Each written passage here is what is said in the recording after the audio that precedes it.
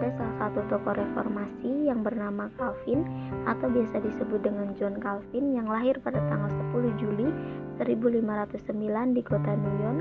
Pada saat ia berusia 18 tahun, ia sudah bekerja sebagai paroki hingga pada tahun 1523 Calvin masuk dalam sekolah Latin yang terletak di kota Paris. Pada tahun 1536, Calvin dan Farel mengajukan sebuah tatanan gereja baru pada Dewan Kota. Namun, tatanan gereja baru itu ditolak oleh Dewan Kota.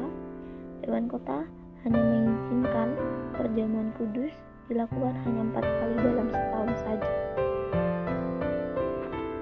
Hingga pada tahun 1541 dikeluarkanlah peraturan-peraturan gereja. Dalam peraturan-peraturan gereja terdapat 4 jabatan gereja. Yang pertama itu pendeta, pengajar, penatua, dan syamar.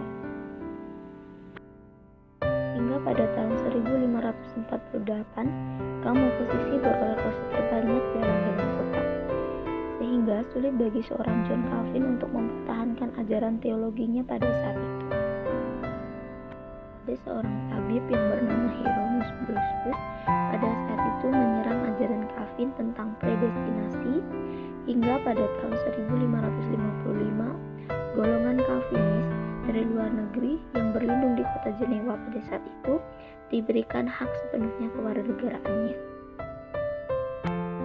Hingga pada tahun 1949, Calvin mencapai satu persetujuan tentang perjamuan kudus dengan Bullinger. Hingga pada saat itu reformasi Zwingli digantikan oleh reformasi Calvin. Pada tahun 1564, tugas Calvin sepenuhnya sudah selesai.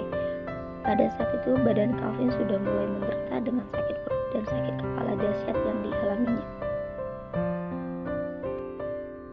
Hingga pada tanggal 27 Mei 1564 di usianya 55 tahun, Calvin meninggal dunia, dan pada saat itu pemimpinan gereja di kota Jenewa diserahkan kepada teman sekerjanya yaitu Bespa.